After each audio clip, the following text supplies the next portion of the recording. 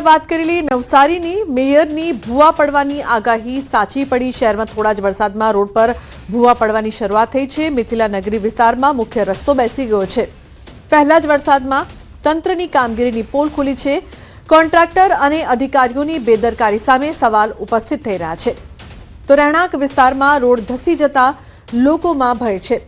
8 થી 10 ફૂટ ઊંડો ભૂવો પડવાની આશંકા વ્યક્ત કરવામાં આવી છે। તો નવસારીમાં પણ આ જ પરિસ્થિતિ છે।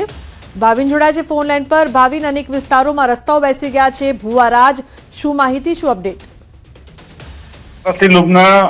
જે રીતના નવસારી મહાનગરપાલિકા વિસ્તારમાં હવે ભૂવા રાજ હોય એ રીતના દ્રશ્યો સામે આવી રહ્યા છે। વરસાદ પડી રહ્યા છે। માત્ર 3 દિવસમાં જ આ ચોથી ઘટના છે ભૂવા પડવાની। મેયરે જ્યારે અધિકારીઓને ખખડાવવાના હોય કે નોટિસો આપવાની હોય એની જગ્યા પર મેયર 2 દિવસ પહેલા જ મહાનગરપાલિકાની સામાન્ય સભામાં એવું સ્ટેટમેન્ટ, એક નિવેદન આપ્યું હતું કે ભૂવા વરસાદની સિઝનમાં ભૂવા તો પડશે જ, અને એના માટે મીડિયા સામે કે કોઈની સામે સીધા આક્ષેપમાં કે ઉતરી ન પડતા આ રીતની સલાહ આપી હતી। એટલે કે ચોક્કસથી કહી શકાય કે લુબના મેયરે જે રીતનું વિવાદાસ્પદ નિવેદન એક બહાર આપ્યું હતું આ રીતનું કે અધિકારીઓનો લૂલો બચાવ કર્યો હોય કે પછી કોન્ટ્રાક્ટર કે એના માટે એક છૂટો દોર મળી ગયો હોય હવે પોતાની નબળી કામગીરી સામે, એવું હાલ દેખાઈ રહ્યું છે। પરંતુ છેવટે જે ભૂવાના કારણે ભોગ સામાન્ય નવસારી શહેરની જનતાએ જ બનવાનો વારો આવતો હોય છે, ત્યારે આ બાબતે પણ મેયરે ધ્યાન આપવું જોઈએ અને આ પ્રકારના નિવેદનોથી બચવું જોઈએ, એવું હાલ તો શહેરમાં લોકોમાં ચર્ચા થઈ રહી છે।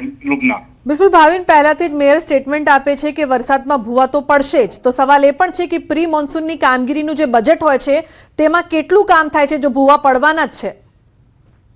ચોક્કસથી લુબના હાલમાં જ નવસારી મહાનગરપાલિકાનું જે ચૂંટણી ગઈ હતી અને તે પહેલા વહીવટનું શાસન હતું, એટલે એ સમયગાળા દરમિયાન જે તમામ કામો થયા છે એ કામો પર પણ શંકા હાલ સેવાઈ રહી છે। એટલા માટે કે કયા પ્રકારની ગુણવત્તાના જે કામો થયા છે, ગુણવત્તાયુક્ત કામો થવા જોઈતા હતા એ હાલ કામો નથી દેખાઈ રહ્યા। એટલા માટે જ આ શહેરમાં જે વિવિધ જગ્યાઓ છે એમાં ભૂવા પડવાની શરૂઆત થઈ ચૂકી છે અને મોટા ભૂવા પડવાના કારણે હાલ જે શહેરીજનો છે એના પર એક સંકટ ટોળાઈ રહ્યું છે। એટલા માટે કે વાહન ચાલકો જો મોટા ભૂવા પડે અને ભૂવામાં ખાબકે તો ઈજા પહોંચે અથવા કોઈ અણબનાવ બને એની પણ શંકાઓ સેવાઈ રહી છે। પરંતુ આ રીતના બિલકુલ ભાવિન, આભાર સમગ્ર માહિતી બદલ। તો ભૂવા પડવાની શરૂઆત અને મેયરનું હાસ્યાસ્પદ નિવેદન પ્રી મોન્સૂનની કામગીરી પર સવાલ ઉપસ્થિત કરે છે। ભરૂચ જિલ્લાના અંકલેશ્વર હાંસોટ પંથકમાં ચોમાસાએ જમાવટ કરી છે। આજે વહેલી સવારથી જ વિસ્તારમાં ધોધમાર વરસાદ વરસતા વાતાવરણમાં ઠંડક પ્રસરી ગઈ છે। ધોધમાર વરસાદ વરસતા જનજીવનને ગરમીમાંથી રાહત મળી હતી। હાંસોટ અને નેત્રંગ પંથકમાં અંદાજે 1 ઇંચ જેટલો વરસાદ નોંધાયો છે। તો ખેતીલાયક વરસાદ વરસતા ખેડૂતોમાં આનંદની લાગણી જોવા મળી રહી છે। લાંબા સમયથી વરસાદની રાહ જોઈ રહેલા ખેડૂતો માટે આ વરસાદ આશીર્વાદરૂપ સાબિત થયો છે। તો અંકલેશ્વર હાંસોટ પંથકમાં વરસાદ।